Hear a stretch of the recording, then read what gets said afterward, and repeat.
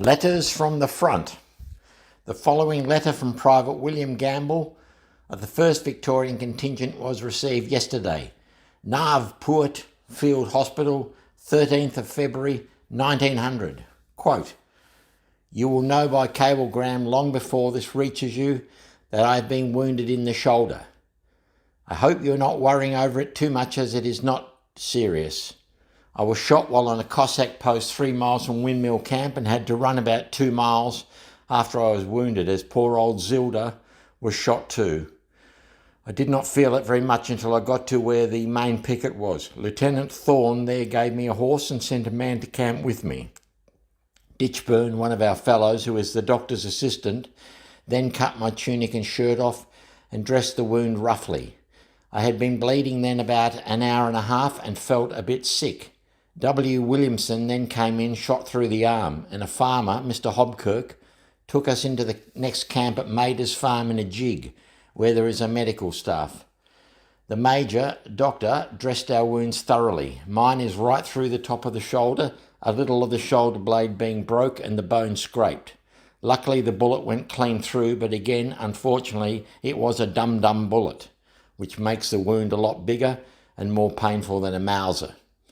The doctor probed the wound. It is just 4 inches through. From Mader's farm we were sent in an ambulance wagon to Rensburg Field Hospital, where we get every attention, but it is a terribly dusty place, so we only remained there 2 days when they sent us on here last night. We have now spring mattresses, pillows, pyjamas and every comfort. It is really wonderful how the wounded are looked after. Had bread and butter and boiled eggs for breakfast, plenty of fruit and reading. I get very little sleep as I can't lay down, only for a short time, but I feel a good deal easier this morning. Have not had the wound dressed yet, though, this morning. There are 10 of us in marquees, all gunshot wounds on stretchers, and we feel quite happy. I will be all right again in a few weeks and go back to have another smack at them. Now that you know all about my wound, we'll tell you how it happened. We were camped at a place called Windmill Camp and had to form pickets and sentries among the koppies 4 miles from the camp, right on the Boer frontier. The line of koppies we were guarding extended from Hobkirk's farm to Bastard's Neck, about 6 miles of a stretch. At the farm and neck, a lieutenant is placed with 20 men each. They divide these up in fours and place them in positions at intervals along the koppies. Lieutenant Thorne on Friday the 9th sent me in charge of 3 others, Burrows, Williamson, not my mate but from Kerrang, and Crothers. We took our position up about an hour before sundown, expecting to be relieved about 9 o'clock next day. We had our blankets, water bag, bottles, horse feed, and were quite comfortable. We worked it by taking turn about at sentry, 1 hour on and 3 off. At daylight or a little before, Williamson wakened all the fellows up and we stood to arms. We hadn't been long that way when I saw 4 or 5 men crawling around the edge of the koppie on our right. They didn't see us as we opened fire, and am sure of shooting one. The others got cover and we sniped at one another for about an hour. The Boers then disappeared. We got out from the rocks and mounted our horses and retired up the pass about 100 yards, sent Crothers to report to Lieutenant Thorne. Burrows held the horses 3 yards, and Williams and I went forward to watch some mounted Boers who were coming towards us out on the plain. As they got nearer, we could see there were about 60 or 80 mounted men manoeuvring about. We decided to wait to see if they would come up the pass, give them a few shots and then retire to Mr. Thorne. We waited about an hour when all of a sudden shots came buzzing around us. The splashes cut all my hands. We tried to get cover, but they were so high above us there was nothing for it but to make a dash for our horses under fire, which poured like hail around us. The horses were behind a bush, and Burrows crouched down, bravely holding them. While we were grabbing our horses, the whole fire from 100 Boers was concentrated on us. Williamson's horse was wounded, and he also got a shot in the arm, but not disabling it. I was just going to mount, had rifle in my left hand, when the bullet went through my shoulder.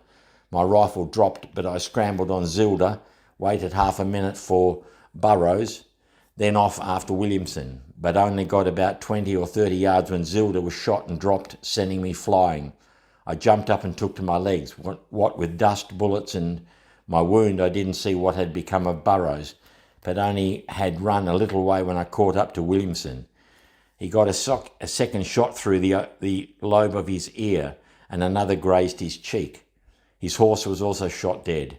We had to run about 2 miles to Lieutenant Thorne. I tell you, it was the awfulest time I ever had. The Boers kept up a fire on us all the way. Mr. Thorne gave me a horse and sent a man with me to camp and another with Williamson. Poor Burrows, we have not heard of him since, but I'm sure he was killed, as the whole three could hardly escape. I feel very sorry about him, as he was a brave comrade. I will have to write to his people about it. Zilda, after being shot, got up again, but I didn't take time to watch what became of her. I have lost everything: blankets, rifle, pouch, bandolier. I threw them away to ease my shoulder. On my saddle was mess tin, towel, soap, horsebrush, 50 rounds ammunition, revolver, and the case of ammunition for it.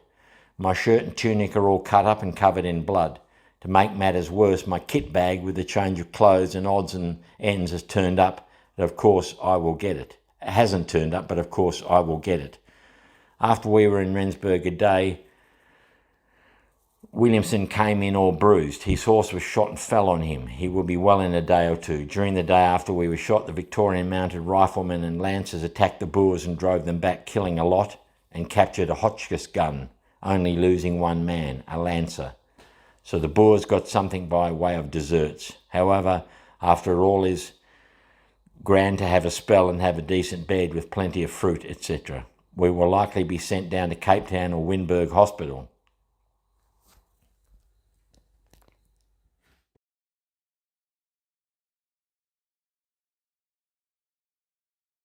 I am at Dunolly. I'm at the school. This is a magnificent monument to the memory of John James Costello, aged 23, the 5th Contingent Victoria Mounted Rifle, wounded at Middle Kraal, died in Middelburg Hospital, South Africa, the 5th of July 1901, for King and Empire.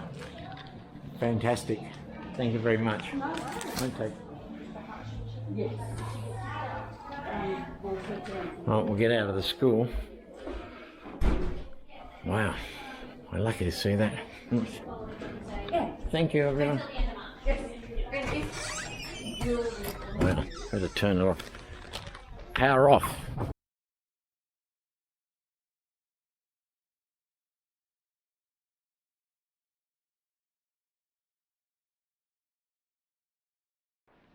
Okay, thanks. This is the magnificent dance hall of the town hall at Dunolly. She's let us film quickly. Wow. Oh, look at that. Patriotic meeting, relief of Mafeking. 19th of the 5th, 1900. Oh, that's even better. This is not even on the memorial website. All right, that's magnificent. Wow, you can smell the history in here. Okay, we've got to get out to that monument quickly. Quickly. John James Costello, aged 23, native of the town, member of the Mounted Rifles, died fighting for King and Country the 5th of July 1901. That is magnificent. This is a bit of the town hall. We're not supposed to be in here. Oh, wow.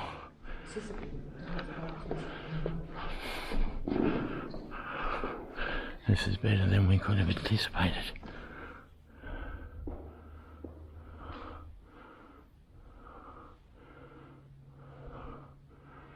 Okay. Alright, we'll keep rolling. Gee. Alright, okay. There's a little room, we're told. Wow, it's a bit dark in here, but... Oh, wow. Yeah. Oh, the wallpaper's unchanged from the Victorian era. Alright, thanks a lot. So they still have meetings in here, they still have functions, and they do what goes down on the stage. Well, actually, there's a memorial to the relief of Mafeking, which isn't mentioned in the memorial website. So. Yeah, just We're trying to open that up for the weekend. It's subject to like volunteers. Right. That's the thing. But next door is we produce the paper each Yeah, week. I thought so. Well, thanks a lot. I can go home and sleep easy now. Thank you, bye-bye.